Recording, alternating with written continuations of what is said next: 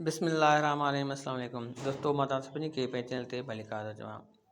दोस्तों, पाण अॼोके वीडियो में SPSC Sindh public service commission जी जेको ऑनलाइन पेमेंट करणी आहे चालान जी, उन जे बारे में सिखंदासीं त पाण ईज़ी पैसा अकाउंट तां कीअं ऑनलाइन पेमेंट कंदासीं।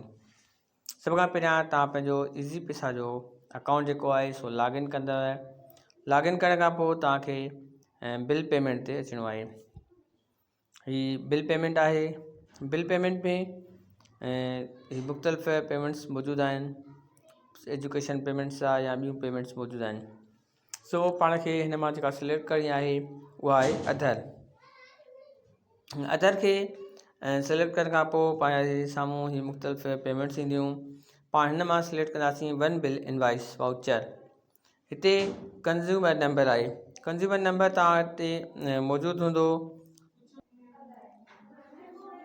दोस्तों, तव्हां जॾहिं पहिरियां ई वेबसाइट ते अप्लाई कयो हुयो, उन खां पोइ तव्हांजे साम्हूं ही चालान आयो हुयो।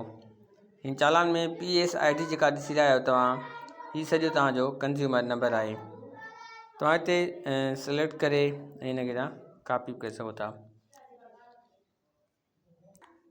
कॉपी करण खां पोइ हाणे हिन करे हिते पेस्ट कंदासीं ऐं हुन खां पोइ नेक्स्ट कंदासीं। सॼो कॉपी पेस्ट करण सां जेके तव्हांजी एरर आहे उहे न थींदी।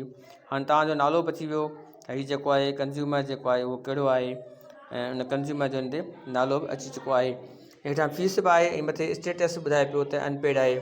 जेकॾहिं मिसाल हिकिड़ो तव्हां अॻु पे करे चुका आहियो ऐं तव्हांखे ख़बर न आहे, तव्हांखे कंहिं दोस्त पे कयो आहे ऐं पोइ तव्हां जंहिंखे अॻु ई ॿुधाईंदो त हीउ पेड आहे या अनपेड आहे, पोइ पे इन फुल ते क्लिक कंदव।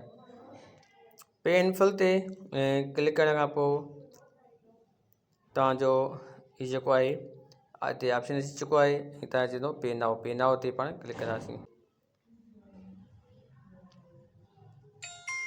जंहिंखां पोइ असांजो बिल पेड सक्सेसफुल जो ऑप्शन अची चुको आहे। पाण रिसिप्ट जेका उहा ॾिसी सघूं था। असांजी रिसिप्ट जेका आहे असां जनरेट थी चुकी आहे। उमेद थी कजे त तव्हांखे वीडियो ज़रूरु पसंदि आयो हूंदो। पंहिंजी राय कमेंट बॉक्स में ज़रूरु ॾींदा।